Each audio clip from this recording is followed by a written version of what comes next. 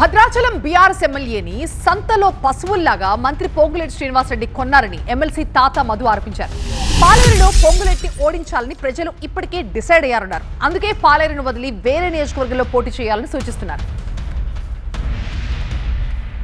Bhadrachalam seat గెలిపించింది BRS party. BRS నుంచి గెలిచిన వ్యక్తిని పశువులో సంతలాగా కొన్నది ఈ పశువుల రెడ్డి.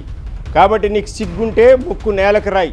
ఎందుకంటే నువ్వు ఆ రోజు చేసినటువంటి ఛాలెంజ్ని స్వీకరించి మేము గెలిపించడం జరిగింది. అదే వ్యక్తిని నువ్వు పశువులో సంతలాగా కొన్నటువంటి పశువుల రెడ్డివి నువ్వు. కాబట్టి ముందు ముక్కు నేలకు రాసి మాట్లాడు. నీకు దమ్ముంటే నువ్వు ఇప్పుడు ఎక్కడైతే గెలిచావో పాలేరులో నువ్వు అక్కడ గెలువు. ప్రజలు ఖచ్చితంగా రెడీగా ఉన్నారు. కర్రుగాల్చి వాత పెట్టడానికి సిద్ధంగా ఉన్నారు. పొంగులేటి నువ్వు వేరే నియోజకవర్గాలు ఎత్తుక్కుంటున్నావు. పాలేరు ప్రజలు కర్రుగాల్చి వాత పెట్టబోతున్నారు. నాకు ఎక్కడో ఒక్కడ సేఫ్ కాన్స్టిట్యున్సీ కావాలని ఒకవైపు కొత్తగూడెం, ఇంకోవైపు మదిర, లేదంటే ఇంకా డీలిమిటేషన్లో ఏమైనా సత్తుపల్లి అయితే అడ్డుపోదామని చూస్తున్నావు.